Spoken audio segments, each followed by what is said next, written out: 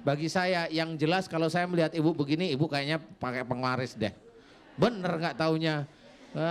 Diajak saudara Pak Ibu, Ustadz. iya saya tahu. Ibu bayar berapa pakai penglaris dulu? Hanya dikasih aja. Bayar Pak Ustadz. Bayar berapa? Bayar berapa?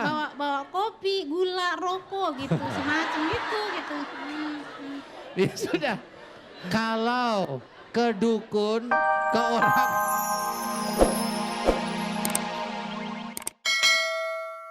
Keluhannya apa Ibu?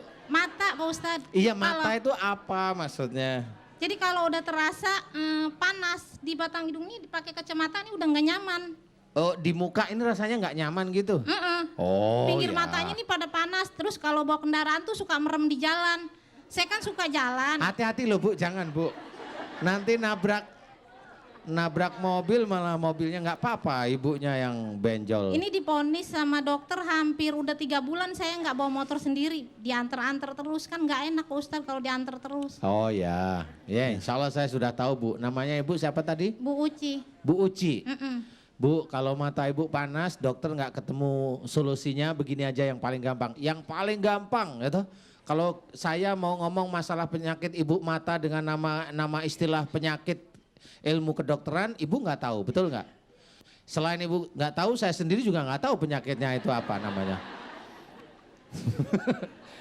Yang paling gampang, Ibu Uci itu begini, ibu biasanya kalau di rumah ini sama anak-anak atau sama suami, akhir-akhir ini kalau melihat anak-anak sama suami ngerjain sesuatu nggak cocok, ibu maunya itu jengkel, udah itu aja. Bener apa enggak, wallahualam saya nggak tahu. Jadi melihat suami begini maunya jengkel walaupun diem. Melihat anak-anak maunya jengkel. Nah kalau anak-anak bisa diomelin, kalau suami kan nggak bisa. Tapi maunya jengkel, melihat tuh nggak cocok, maunya jengkel.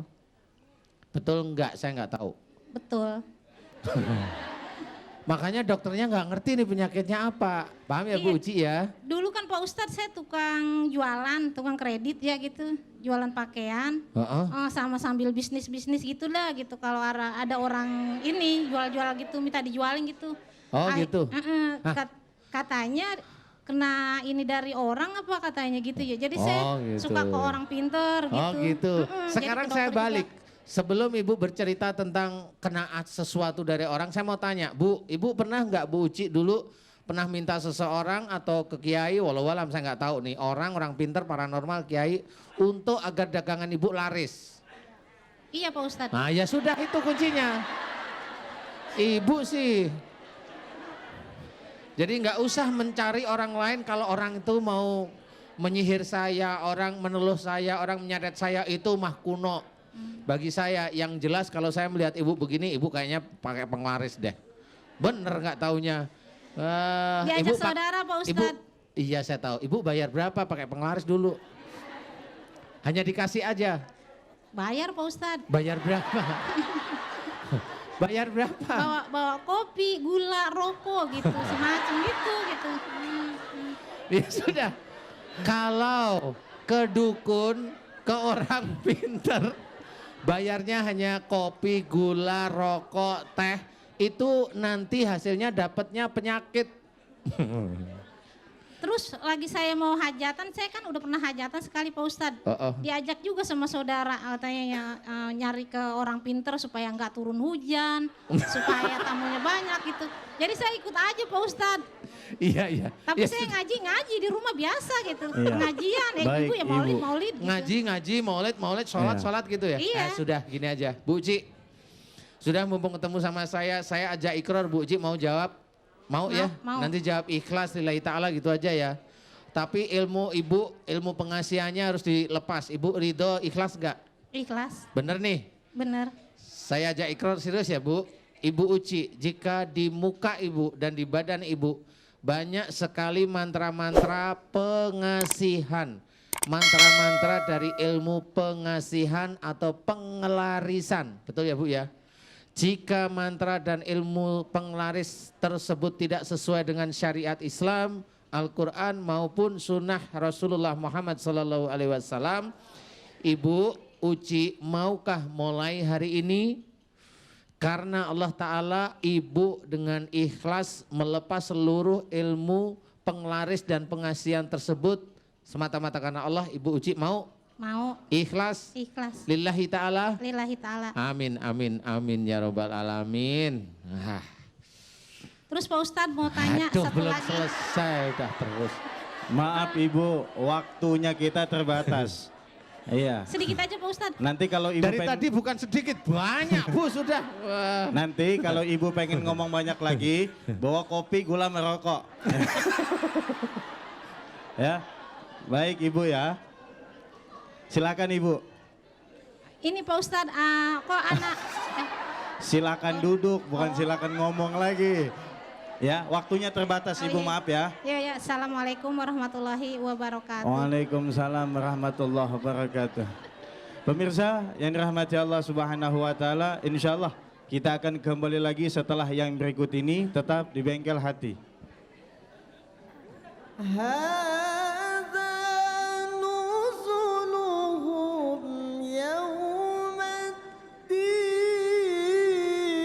Kita lanjutkan kembali sesi tanya jawab atau konsultasi bersama dengan guru kita Ustadz Danu, dan sudah ada Ibu Samsiah, silahkan Ibu.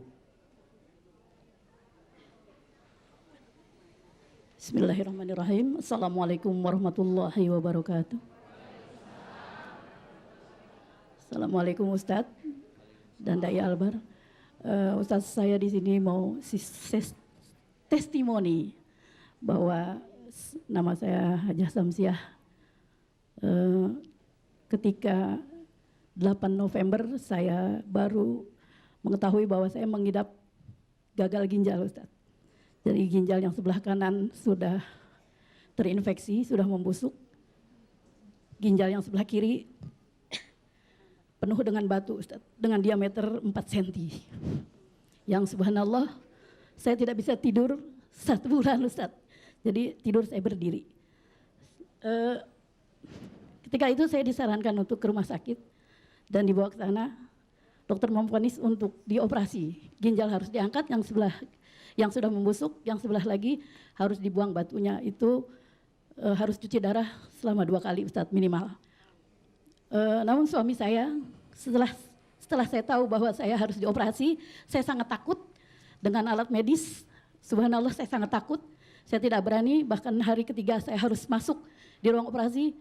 Hari itu hari Jumat, suami saya sudah oke, operasi saja, keluarga besar juga sudah menyarankan begitu. Tapi hari Jumat itu suami saya ke masjid, saya ada di ruang operasi, saya kabur.